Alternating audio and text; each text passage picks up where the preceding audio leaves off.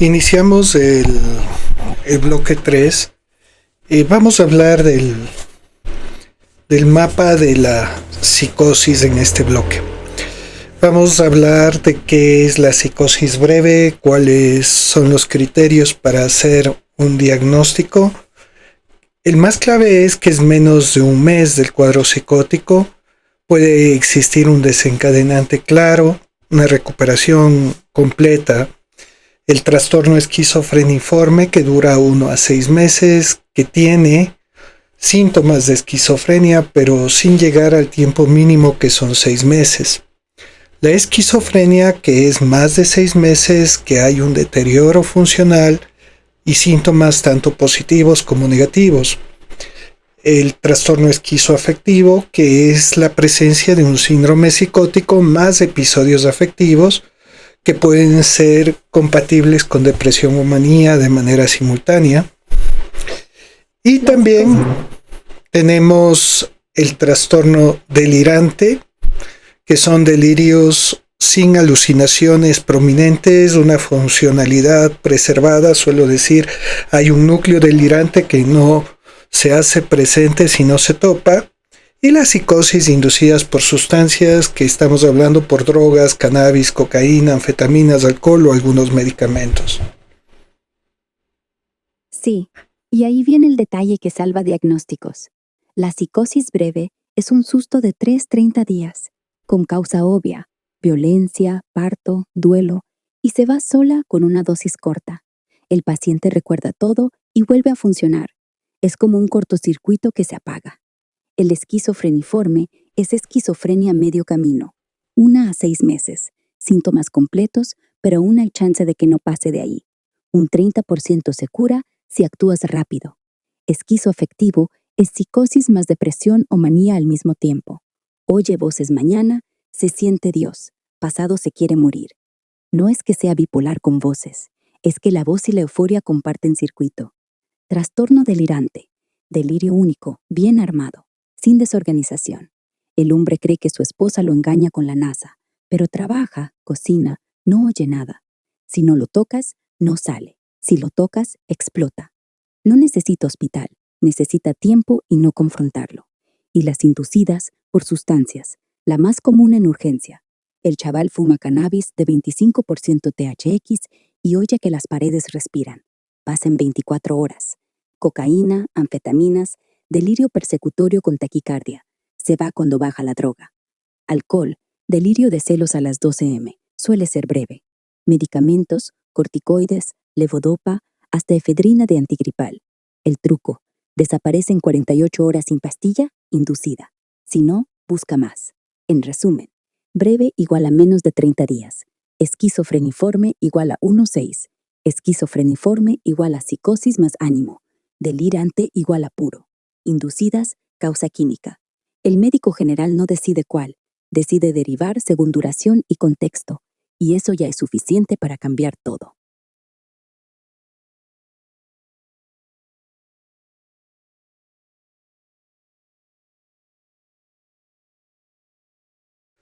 ¿O cuál vendría a ser la explicación y el manejo de este tipo de cuadros clínicos? La psicosis breve es básicamente un cerebro que tuvo un pico de estrés tan alto que se le saltó el interruptor temporal. No hay una sola causa, pero siempre hay un detonante. Un parto complicado, un despido violento, un accidente, una migración forzada, abuso sexual, incluso una pelea familiar que dura 3 días sin dormir. Lo que pasa dentro, el eje HPA, hipotálamo hipofisario adrenal, se dispara, libera cortisol brutal y esa adrenalina excesiva interfiere en la dopamina del lóbulo temporal. El filtro se rompe, 48 a 72 horas. Aparece la voz o el delirio. Me persiguen, mi bebé no es mío. Pero como el daño no fue crónico, la corteza prefrontal se recupera sola, en cuanto el estrés baja. Por eso dura menos de un mes. El circuito se reinicia cuando vuelve el sueño, el apoyo, la alimentación. Manejo. Nada heroico. 1. Seguridad. Si hay riesgo, se quiere tirar por el balcón, sedación leve. Aloperidol 5 miligramos IM o lorazepam 2 miligramos y derivación psiquiátrica el mismo día. 2. Si no hay riesgo, observación hospitalaria 3-5 días, sin medicación fuerte, solo benzodiazepínas para dormir. 3. Familia. Esto es un shock, no locura. Va a pasar. 4. Seguimiento. Una semana después. Terapia breve. Una sola sesión. Para explicar, fue estrés. No chip en el cerebro. Y listo, el 90% se va sin pastillas de por vida. Porque no fue esquizofrenia. Fue un grito del cerebro diciendo basta. Y cuando lo oyó alguien a tiempo, se cayó.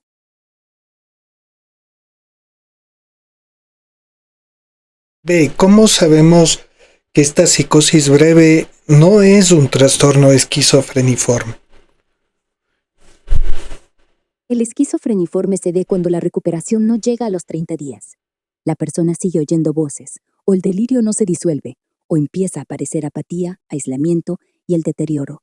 No se baña, no habla, deja la carrera, se hace permanente. Para diferenciarlo de la breve, la clave es el tiempo y el regreso. En breve, a la semana ya recuerda, yo estaba loco, se ríe de sí mismo, vuelve al trabajo, aunque con cansancio. En esquizofreniforme, a las 4 semanas, aún dice es real, y la familia nota que ya no es él. Otro signo, en breve hay causa clara, parto, violencia, y al quitarla, baja. En esquizofreniforme, la causa parece la misma, pero el cerebro no rebota. La dopamina se quedó alta, la corteza no se reconecta, y ahí se va a 6 meses. Si pasa, se llama esquizofrenia. Si no, se queda en esquizofreniforme, y hay un 30% que sí se cura si entras con tratamiento antes del mes 2. En resumen, breve igual a menos de un mes y vuelve. Esquizofreniforme igual a los 6 meses y no vuelve del todo. El médico general mira el calendario. Si a los 20 días sigue igual, ya no es breve. Es algo que necesita pastilla, seguimiento y no esperar a los 6 meses, porque esperar es lo que lo convierte en esquizofrenia.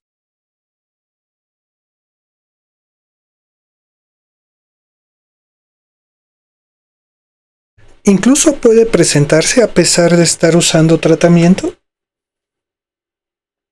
Sí, puede. El tratamiento antipsicótico no evita el deterioro si es tardío o si hay recaída. Imagina, si el primer episodio dura 8 meses sin medicación porque el médico dijo es estrés, ya hay daño estructural, pérdida de volumen gris en lóbulo frontal y temporal, circuitos que no se reconectan. Aunque le pongas olanzapina, después, el deterioro cognitivo, esa lentitud, esa memoria rota, se queda, no retrocede. Y la recaída, si deja la pastilla porque ya estoy bien, las voces vuelven y cada vez más fuerte el silencio después. Entonces, el tratamiento funciona para síntomas positivos, pero si la ventana crítica, los primeros 3-6 meses se cierra, lo único que salva es rehabilitación cognitiva intensiva, que en Latinoamérica casi no existe. Por eso insisto, no es diagnosticar, es no esperar 6 meses. Si ya hay deterioro, no lo revierte la pastilla, lo frena, y si hay recaída, empeora. El deterioro no es destino, es demora. Esquizoafectivo, ¿cuáles son las causas? ¿Cómo se presenta? ¿Por qué se llama esquizoafectivo?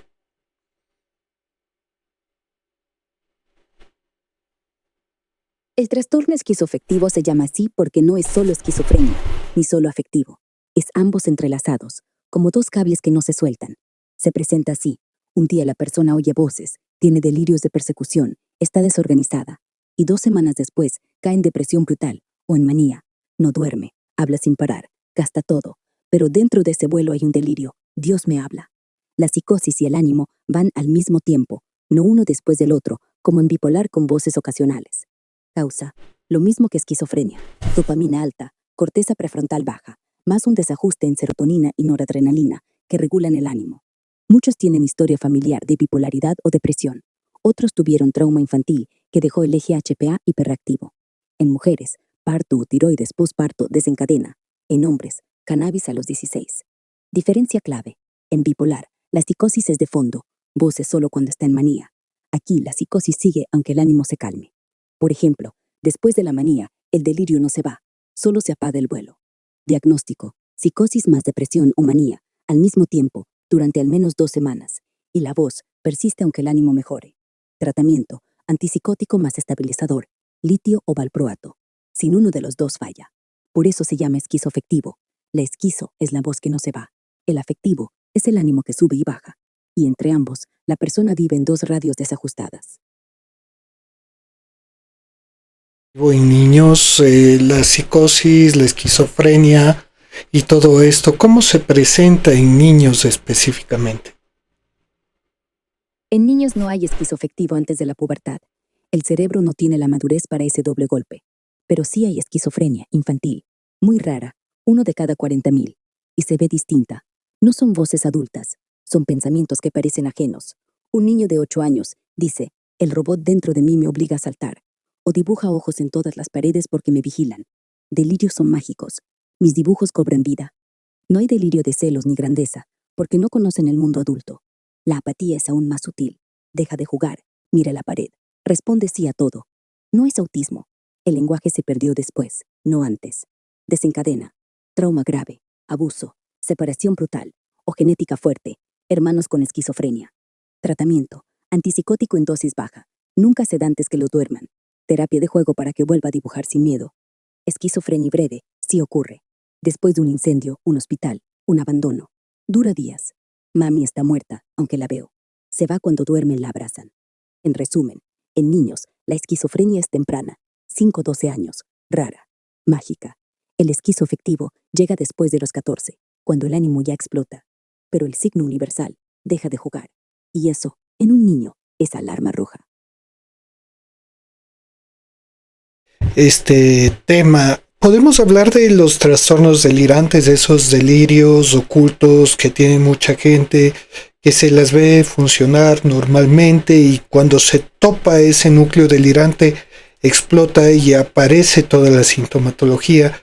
Y sobre todo tengo entendido que los delirios no tienen una característica excéntrica como en la esquizofrenia. Los trastornos delirantes son como bombas de tiempo disfrazadas de gente normal. Exciente trabaja, maneja, cocina, sale a comprar pan. Nadie nota nada. Pero dentro hay una idea fija. Mi marido me engaña con la vecina. O el banco me robó. O tengo un chip en el diente que me controla el apetito. No son delirios locos. No dice, soy Napoleón. Son plausibles, coherentes, hasta legales. El delirante escribe cartas, reúne pruebas, contrata abogados. Y solo, si alguien toca el núcleo, pregunta, y si no es cierto, explota. Llanto, enojo, aislamiento. Pero al día siguiente vuelve al trabajo como si... No hay desorganización, solo ese hilo. Por eso la funcionalidad se preserva. En esquizofrenia, el delirio es excéntrico, colorido, mezclado con voces. Aquí es gris, lógico, solitario. Y el tratamiento, no confrontar nunca. Terapia de aceptación. Sí, entiendo que lo crees. ¿Cómo te afecta? Y antidepresivo si hay ansiedad. Rara vez antipsicótico, porque no hay ruido cerebral, hay ruido interno que ya se organizó. La gente cree que es obsesión, pero obsesión duda. El delirante no, está seguro, y vive, hasta que lo tocan.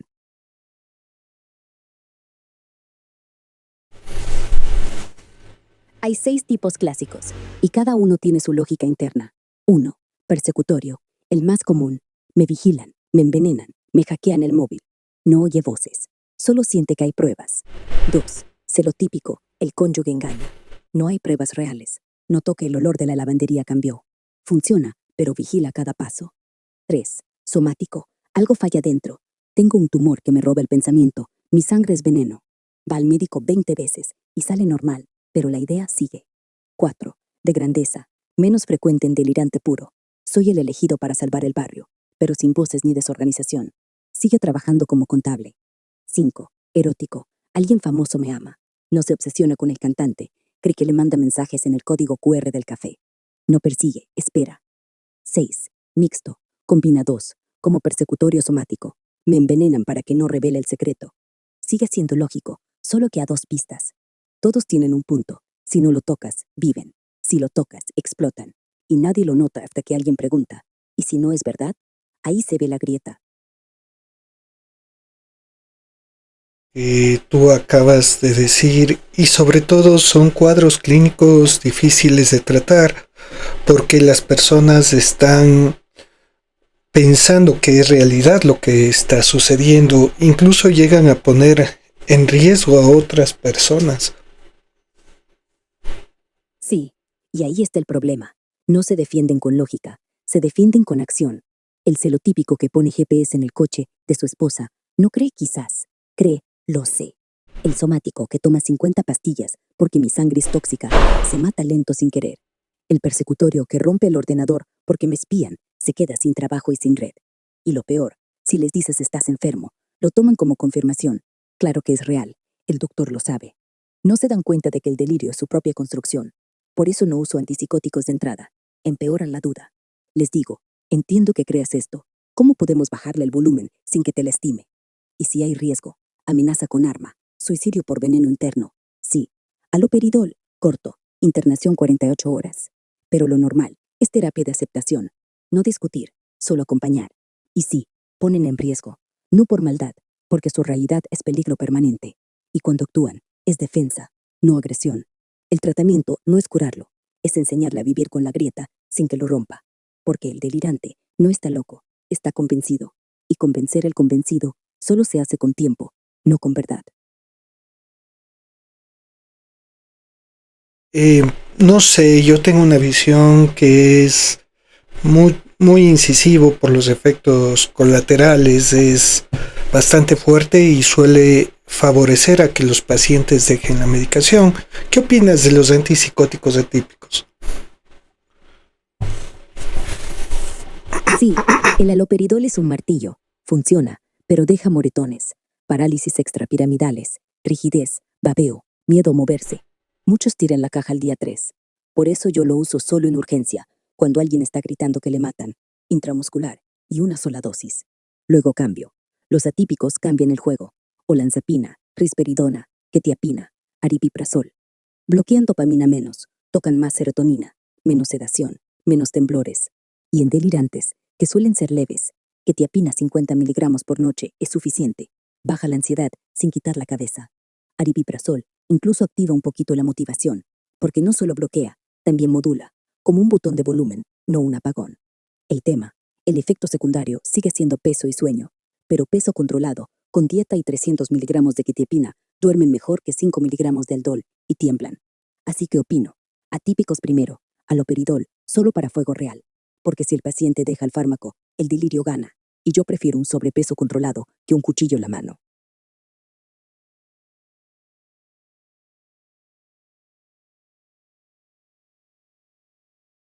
Cuadros psicóticos, las condiciones médicas, la psicosis por condiciones orgánicas, sobre todo la epilepsia del lóbulo temporal u otro tipo de epilepsias. Entonces, me gustaría saber cuál es tu punto de vista, además de la psicosis por sustancias.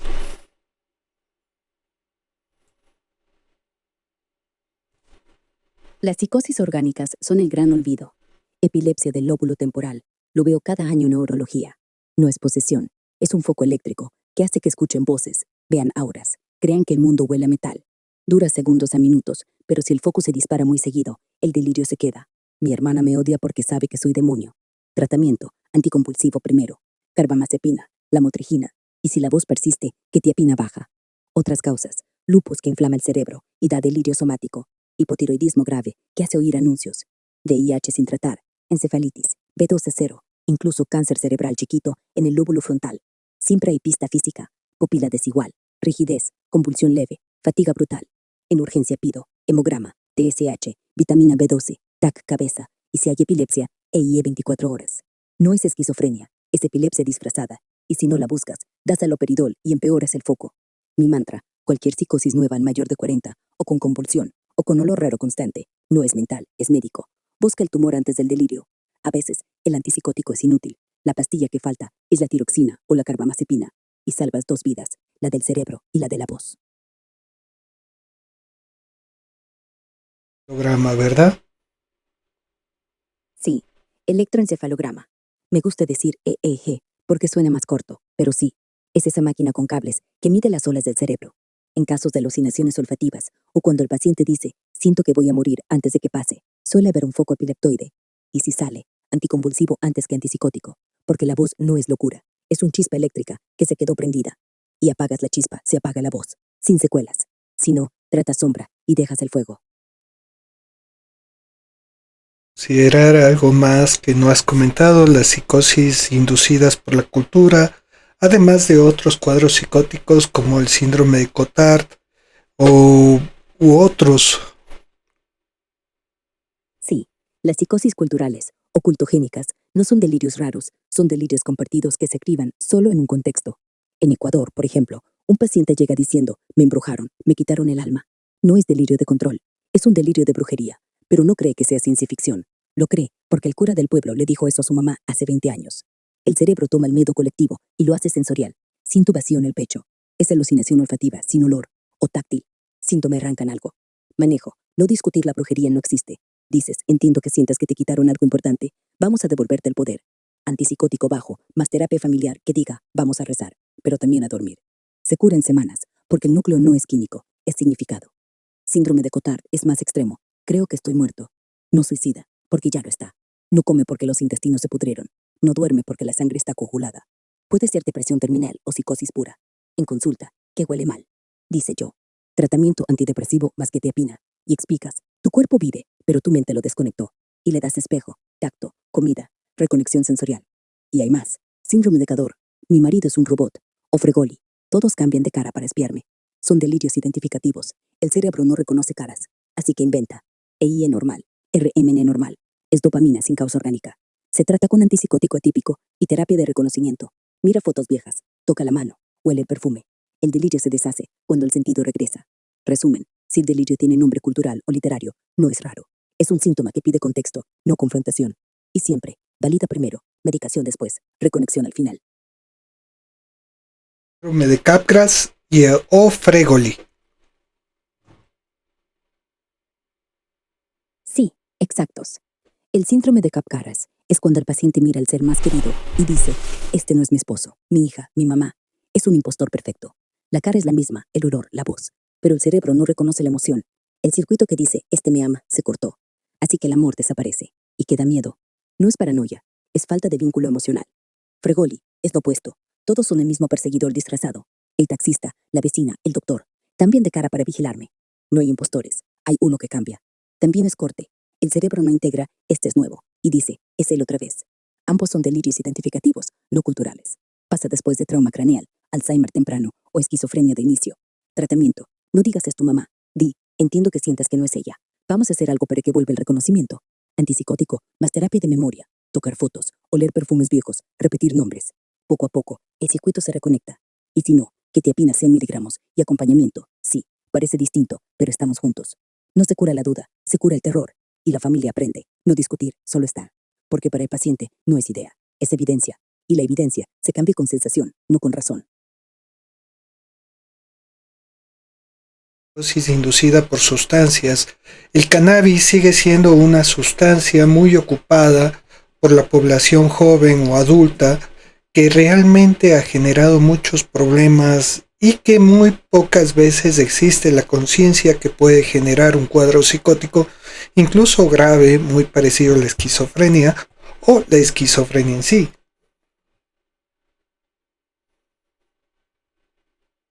Sí, José. El cannabis es la droga psicótica más subestimada que conozco. No es mito. El THC alto, sobre 15%, y hoy hay 25% en la calle. Activa directamente dopamina en el estriado, igual que un antipsicótico al revés. Y no es paranoia pasajera. Si fumas fuerte y seguido, la corteza prefrontal se desactiva. Las voces llegan, el delirio de persecución aparece. Y si hay genética vulnerable, no se va cuando dejas el porro. De hecho, un 30% de mis pacientes con primer episodio empezaron con solo un cari. Lo que nadie cuenta, psicosis por cannabis, no dura 24 horas. Dura mientras el THC está en grasa. Una semana, un mes. Y cuando crees que ya pasó, la voz se queda. Porque el cerebro se acostumbró a ese filtro roto. Y la conciencia es cero. El chaval dice, es natural, no hace daño. Pero si a los 17 años fuma diario, su riesgo de esquizofrenia se triplica. 3 veces. No es broma. Entonces, el manejo. 1. Dejar ya el cannabis. Sin eso nada funciona. 2. Haloperidol o quetiapina 72 horas para bajar la dopamina. 3. Terapia breve. La hierba fue el detonante, no tu mente. 4. Seguimiento 6 meses, porque si recae, ya no es inducida, es esquizofrenia. Y al familiar le digo, no le grites tú te lo buscaste. Dile, la hierba fue el empujón, vamos a levantarlo, porque la culpa no cura, la acción sí. Y muchos la levantan, pero solo si dejan de fumar, punto. Ciencia, varias otras sustancias que pueden provocar cuadros psicóticos, en especial breves. Me imagino que eso es un diagnóstico diferencial. Y hay una serie de preguntas, sobre todo dos claves. ¿Cuándo fue la última vez que consumió? Y si había síntomas antes del consumo. Sí, exactamente esas dos preguntas. Porque si la última vez fue hace 24 horas y el delirio apareció 4 horas después, Es inducido. Y si antes del consumo ya tenía insomnio raro, aislamiento, ideas que giran, el cannabis fue el detonante, no la causa. El problema es que el 70% miente. Fue una sola vez. Así que reviso ojos inyectados, pulso, sudor, olor a alcohol. Y pido toxicología si hay duda. Cocaína, anfetaminas. La psicosis es explosiva. Delirio de persecución, paranoia total. Pero se apaga en 24-48 horas si no repiten. Alcohol, delirio de celos, alucinaciones auditivas. Mi mujer me habla con otro hombre. Y desaparece en dormir y comer. LSD, flash de grandeza, pero dura 12 horas y lo recuerdan todo. Ketamina, despersonalización, yo no soy yo, que se va al orinar. La clave, desaparece en 72 horas sin pastilla, inducida. Persiste, no fue solo sustancia. Ahí entra el EIE, la DRMN, la historia, y el médico general no necesita saber química, necesita saber si el paciente miente, porque si no, trata esquizofrenia cuando era solo un mal viaje, y pierde la confianza, y el viaje vuelve. Consumo antes es muy importante. Y también hay algo que nosotros consideramos, son al menos 28 días de desintoxicación de cualquier sustancia para diagnosticar una comorbilidad. Sí, exacto. No puedes diagnosticar esquizofrenia mientras el THC, o la coca, o el alcohol sigue circulando en grasa o en el lisín. Por eso el protocolo es abstinencia absoluta 4 semanas, mínimo. Porque el día 20 todavía el cerebro está rebotando. Al día 25 la dopamina vuelve a su sitio. Y al día 28, 28 días, ves si la voz era química o biológica. Si a los 28 días sigue oyendo, no confíes. O ves sombras que nadie ve. Entonces sí, esquizofrenia. Si desaparece, fue inducida. Y ahí le digo, no fue tu mente rota, fue tu mente intoxicada. Ese diagnóstico cambia todo. Deja de tener vergüenza, deja de drogarse. Empieza terapia real. Pero la mayoría no aguanta 28 días. Vuelve a fumar para callar la voz. Y ahí el ciclo cierra. Sustancia, psicosis, sustancia. Por eso insisto, la primera orden es, no toques nada. Agua, comida, caminar. Y se aguanta, el diagnóstico se aclara. Si no, la esquizofrenia se confirma sola. 28 días de silencio químico. Ahí se ve quién manda, la sustancia o el circuito. Este tiempo, si está psicótico, se usa antipsicóticos. ¿Y cuánto tiempo más se puede usar? Sobre todo si es antes de los 28 días que se está ocupando. Sí, durante esos 28 días, y mientras esté psicótico, se usan antipsicóticos, pero cortito. Quetiapina, 200 miligramos por la noche para dormir y bajar la ansiedad. O risperidona, 2 miligramos, si hay agitación. Nunca algo largo. El límite, baja la dosis a los 7-10 días, si la voz ya no manda, y suspende los 21 días máximo. Porque si sigues más, el efecto de rebote se confunde. ¿Es la droga que falta o el cerebro que falla? Después de los 28 días de abstinencia limpia, evalúas. Si vuelve a oír, subes dosis y das por hecho esquizofrenia. Si no, dejas la pastilla y vigilas. Solo, no necesitas mantenimiento, fue el viaje, no la ruta. El riesgo, muchos psiquiatras dejan ketamina de por vida por si acaso. Y ahí sí, 5 kilos de más, y el paciente dice, me engordé por la esquizofrenia. No, fue por la pastilla que no necesitaba. Regla mía, antipsicótico como puente, no como cadena. 21 días máximo antes de los 28. Después, o retiras, o confirmas, punto. En esquizofrenia, al menos en un 30% si no hay intervención temprana, que existe un riesgo aumentado si el consumo diario se multiplica y sobre todo puede favorecer a un 5% de esquizofrenia o 5 veces más bien de esquizofrenia y más aún si tenemos en cuenta la edad crítica de 16 años. Entonces también interviene la potencia de el cannabis, el THC, que es potencialmente peligroso en adolescentes. Exacto. El THC no es hierba. Es un agonista dopaminérgico directo. A los 16 años, el lóbulo frontal aún se está soldando. Y si metes THC más 15% diario, la soldadura se rompe. Estudios de Nueva Zelanda. 5 veces más riesgo de esquizofrenia a los 18 si fumas diario a los 16. No es estadística, es que el circuito se congela en modo desconfianza. Potencia. El cannabis de antes era 4 a 6% THC. El de hoy, 25-30%. Eso es como pasar de cerveza a vodka sin saber. Aunque a los 12 años me traje a un chico. Escucho que las paredes respiran. 2 meses después, delirio, persecución y fijo. No paró de fumar. La esquizofrenia se instaló. Intervención temprana. Si bajas el THC antes de los 6 meses, 70% se recupera. Si no, se fija. Y no es déjala, se le pasa. Es deja ya o la esquizofrenia se queda. Y el dato que nadie dice. En Ecuador, el cannabis más vendido es el de los barrios, sin etiquetas. Nadie sabe el THC. Entonces cualquier chico que fume diario está jugando ruleta. El 30% que no vuelve atrás no es azar, es biología acelerada. Por eso enseño a residentes. Si viene un adolescente con estoy raro, pregunto, ¿fumas? Si dice sí, no digo déjala. Digo, ¿desde cuándo? Si es más de un mes, ketamina y abstinencia absoluta. Porque a los 16 no estás fumando, estás jugando al esquizofrénico. Y la partida ya empezó. No se olvida y que tú nombraste alguna vez, es llegó como psicosis breve por estrés, había perdido su trabajo, no dormía hace días, comenzó a oír voces acusadoras, le dimos benzodiazepinas, dormía bien, las voces desaparecieron en 48 horas. Pensamos que el caso estaba cerrado, pero 3 meses después retornó. Esta vez sin estrés, solo apatía, desorganización, voces constantes. ¿Era esquizofrenia desde el inicio? ¿El estrés solo destapó lo que ya estaba ahí? En realidad, creo que deja de lección nunca bajar la guardia en los primeros 6 meses, ¿no? Sí, ese caso es el que me enseñó. La psicosis breve nunca se cierra en 48 horas, se cierra en 6 meses. El estrés no destapó, fue la puerta. El cerebro ya tenía la cerradura oxidada. Genética, THC a los 14, hermano con esquizofrenia. Y el despido la forzó. Benzodiazepinas bajan ansiedad, no dopamina. Las voces se fueron porque durmió, pero el circuito no se reconectó. Al mes 3, sin estrés, la dopamina subió sola. Apatía, más voces, igual a esquizofrenia desde el día 1, solo disfrazada. Nunca bajar la guardia.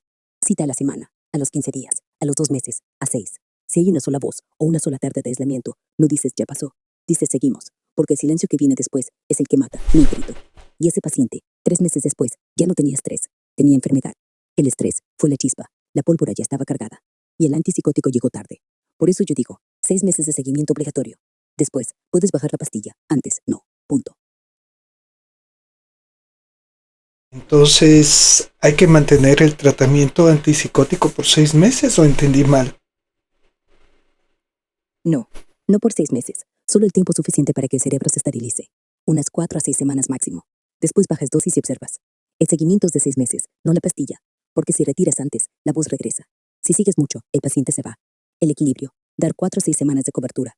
Ketamina, 100-200 miligramos, y después cita cada 15 días, sin fármaco. Si vuelve la voz, subes, si no, te vas. Es como ponerle yeso a una fractura. El hueso necesita tiempo, no que lleves el yeso para siempre. El error fue que en ese caso, paramos todo en 48 horas. El hueso seguía roto. Entonces, antipsicótico corto, seguimiento largo, y ojo abierto hasta el 6. Eso es lo que salva, no la pastilla eterna, el no olvidar. Me parece muy interesante y con esto vamos a cerrar este tercer bloque para retornar al último dentro de un momento. ¿Quieres dar algún comentario antes de cerrar este bloque? Sí, solo esto. Los trastornos psicóticos no son una línea recta, son un árbol. Un brote puede ser breve, puede ser delirio oculto, puede ser esquizofrenia disfrazada de estrés, pero la rama común es una. Si no miras atrás, sustancias, epilepsia, cultura, familia, diagnosticas mal. Y si no miras adelante, 6 meses de seguimiento, curas mal. Así que no hay ya está, hay aún no. Y el médico general no es el experto, es el guardián, el que no deja que el árbol crezca en silencio. Bloque 3 cerrado, listo para el último. De nada, José. Cuando quieras, empezamos al cuarto. Tratamiento, esperanza y lo que realmente funciona. Te escucho.